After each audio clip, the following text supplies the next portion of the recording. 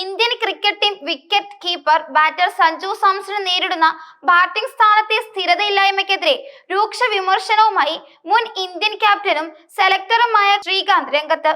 Team management സഞ്ജുവിനോട് കാണിക്കുന്നത് ക്രൂരതയാണെന്നും top ഓർഡറിൽ മികച്ച പ്രകടനം കാഴ്ചവെച്ച ഒരു താരത്തെ നിരന്തരം സ്ഥാനം മാറ്റി പരീക്ഷിക്കുന്നത് നീതിയല്ലെന്നും അദ്ദേഹം തുറന്നടിച്ചു. സഞ്ജു സാംസൺ ഓപ്പണറായി സെഞ്ചുറികൾ നേടി മികച്ച പ്രകടനം കാഴ്ചവെച്ചിട്ടുള്ള ഒരു താരമാണ്. എന്നാൽ ടീമിലെ മറ്റ് താരങ്ങളുടെ വരവോടെ അദ്ദേഹത്തിന്റെ സ്ഥാനം മധ്യനിരയിലേക്ക് മാറുകയായിരുന്നു. ശുഭ്മാൻ ഗില്ലിന്റെയും അഭിഷേക് ശർമ്മയുടെയും വരവോടെയാണ് സഞ്ജുവിന്റെ ഓപ്പണിംഗ് സ്ഥാനം നഷ്ടമായത്. 2025 ഏഷ്യ കപ്പിൽ സഞ്ജുവിന് ബാറ്റിംഗ് സ്ഥാനത്ത് ഒട്ടും സ്ഥിരത ലഭിച്ചില്ല. 3 തവണ 5-ാം സ്ഥാനത്തും 1 തവണ 3-ാം സ്ഥാനത്തുമായിരുന്നു ബാറ്റിംഗ്. അതിലും രൂക്ഷമായ സാഹചര്യം ബംഗ്ലാദേശിനെതിരെ ഉണ്ടായി. അന്ന് 8-ാം നമ്പറിലാണ് താരത്തിന് ഇടം നൽകിയത്.